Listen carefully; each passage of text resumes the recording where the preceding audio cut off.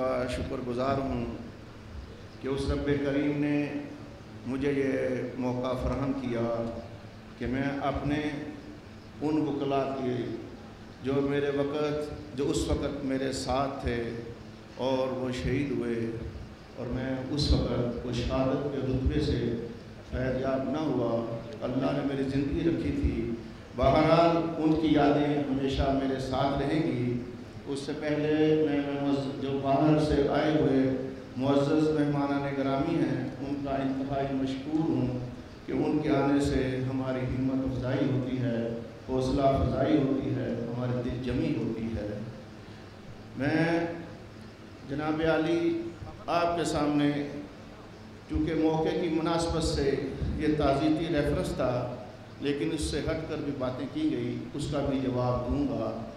बहरहाल चूँकि ये वाक़या इंतहाई कर्बनाक अंदोहनाक था, जिसने हमारी बरादरी के अज़हान पर अनमिट नकूच छोड़े हैं, और ये आम इंसान पे हमला नहीं था, ये किसी आम इंसान पे हमला नहीं था, ये साहिब शऊर पे हमला था, ये साहिब मुकालमा पे हमला था, ये उस तबके पे हमला था जो दलाइल से बात करते हैं, ये उस पे हमला था जो साहिब वकार था, ये उस पे हमला था जो साहिब फकीह था, जो लोगों की बात को सुनता था, समझता था और पूरी जुर्रत के साथ और पूरी बहादुरी के साथ आगे बयान करता था। ये आम इंसान पे हमला नहीं था। और मैं इसलिए अपने इस पेशे को फ़ख्र से बयान करता हूँ कि वो लोग हैं तक़सीम हिंद से लेके आज तक जितनी भी कुर्बानियाँ दी हैं, मेरे तबके से, इस वकला से ताल्लुक़ रखने वाले तबकों ने दी है। लेकिन उस वक़्त भी जो इदारों का किरदार था, उस वक़्त 26 तरमीम नहीं थी, वो भी थोड़ा सा उनका माजी बयान करना चाहता हूँ। जब 1956 का आइन मुरतब किया गया, उसके 2 साल बाद जब मुल्क में मार्शल लॉ नाफिज किया गया 1958 का, उस वक़्त भी जो तहरीक चलाई वो इस पाकिस्तान के इन जुर्रत और बहादुरी रखने वाले वकला ने चलाई थी। ये इसका तोरा इम्तियाज़ था, ये इसी का था। लेकिन उस वक्त जब मौलवी तमीज़ुद्दीन का केस हुआ, उस वक़्त उस अदलिया का क्या किरदार था? क्या उस वक़्त 26 तरमीम मौजूद थी? मौजूद नहीं थी। उसके बाद फिर जब उस मार्शल लॉ की जद्दोजहद में अयूब का मार्शल लॉ जो था, उसकी ख़ात्मे के लिए इन्हीं वकला ने तहरीक चलाई थी। उस तहरीक की बदौलत जब पाकिस्तान में 1962 का आइन आया, वो आइन किसने दिया था? इसी पाकिस्तान के वकला ने दिया था। लेकिन उस वक़्त भी जो उस तहरीक के बानी थे, उन्होंने क्या क्या मरात लीं, जो तारीख़ के औराक उसको आपको बताते चलेंगे। इसके बाद पाकिस्तान जब 2 टुकड़े हुआ, उस वक़्त जो पाकिस्तान की और एक कसीर जो तादाद थी, उनको जो जंगी कैदी बना लिया गया। उस वक़्त भी एक वकील उठा था, वो वकील जब उनको बाज़ियाब करा के लाया, लेकिन उसी वकील का क्या असर हुआ? इसी अदारे ने, इसी अदलिया ने उसका जुडिशल मार्शल लॉ नहीं किया। ये तारीख़ आपके सामने है। लेकिन उस वक़्त तो 26 तरमीम नहीं थी, आप उस पर क्यों बात नहीं करते?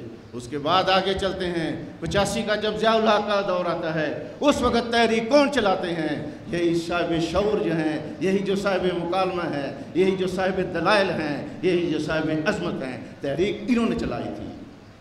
चूँकि वक़्त कम है, उसके बाद में वकला की जो तहरीक है, जब वो शुरू होती है, उस वकला की तहरीक के नतीजे में जब मेरी तहरीक अरूज पे थी, कराची में वकला को जिंदा जलाया गया। 11-12 वकला जो हैं वो जिंदा जलाए गए। साहिवाल में वकला जिंदा जलाए गए। लाहौर में वकला को जख्मी किया गया।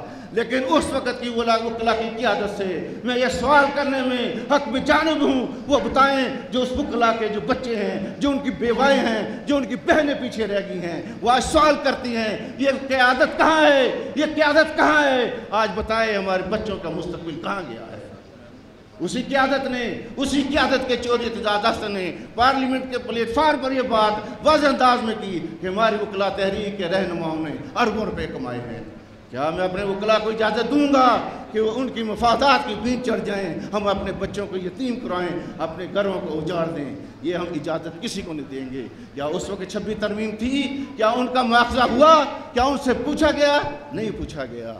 تو میں تو یہی کہتا ہوں کہ عاصمہ جہانگیر نے جب اس وقت پھر اس کی قیادت سنبھالی اور انہوں نے اس تحریک کو آگے لے کے چلا تو ان کی قربانیاں بھی آپ کے سامنے ہیں۔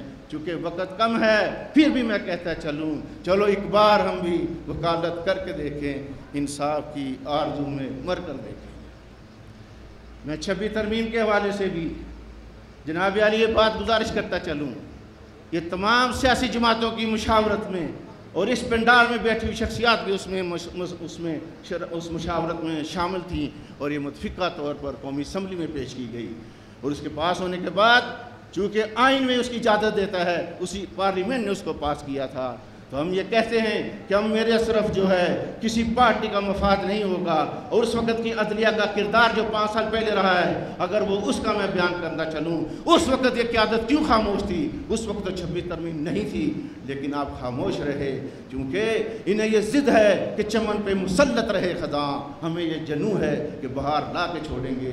یہ وکلا جو انڈیپینڈنٹ گروپ کی شکل میں موجود ہے، یہ انشاءاللہ وکلا کے مفاد کو ترجیح دے گا، ہم کسی ادارے کی ترجیح اور اس کے مفاد کی اور اس کے کسی کی ترجمانی نہیں کریں گے۔ اور میں یہ بھی بیان کرتا چلوں کہ سپریم کورٹ بار ایسوسی ایشن جو شہریوں کی آزادیوں پہ قدغن ہے اس کی مذمت کرتی ہے، جو انسانی حقوق کی پامالیاں ہوئی ہیں اس کی بھی مذمت کرتی ہے، جو لوگوں کو فریڈم آف سپیچ کا موقع نہیں ہے اس کی بھی مذمت کرتی ہے۔ ہم اپنے وکلا برادری کے ساتھ ہیں لیکن اس کے ساتھ نہیں ہیں جس کے پیچھے مفاد چھپے ہوں، جس کے پیچھے مقاصد چھپے ہوں۔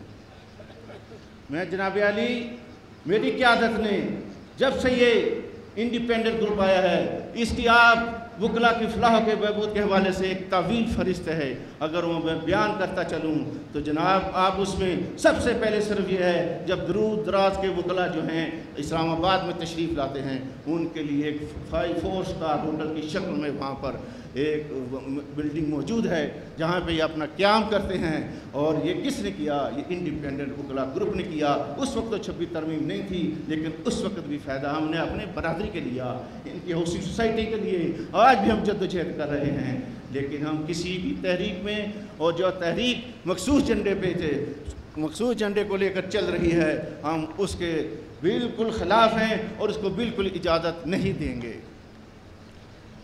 اس کے ساتھ ساتھ میں جناب موجودہ جو صورتحال ہے 26 ترمیم کا یہی ایک اس کی جو سیلینٹ فیچر وہ یہی ہیں کہ پہلی دفعہ ہوا ہے کہ دور دراز سے وکلا کو نمائندگی دی گئی ہے، ان کی ایلیویشن ہوئی ہے۔ اس سے پہلے ایک چیمبر سے چند وکلا کی تعیناتیاں ہوتی تھی، اس وقت تو 26 ترمیم نہیں تھی، اس وقت یہ اجلاس کیوں نہیں ہوتے تھے، اس وقت یہ طریقیں کیوں نہیں چلتی تھی۔ آج سپریم کورٹ میں آپ کو کوئی مجمع نظر نہیں آئے گا، جو چند وکلا کی اجارہ داری تھی وہ اسی 26 ترمیم نے توڑ کے رکھی ہے۔ اور میں آخر میں ان اشعار کے ساتھ یاد چاہوں گا، اے میرے ہم نشیں چل کہیں اور چل، اس چمن میں اب اپنا گزارا نہیں، بات ہوتی گلوں تک تو سہ لیتے ہم، اب تو کانٹوں پہ بھی حق ہمارا نہیں، گلستان کو لہو کی ضرورت پڑی، سب سے پہلے گردن ہماری کٹی، پھر بھی کہتے ہیں مجھ سے اہل چمن، یہ چمن ہمارا ہے تمہارا نہیں۔ صدق اللہ۔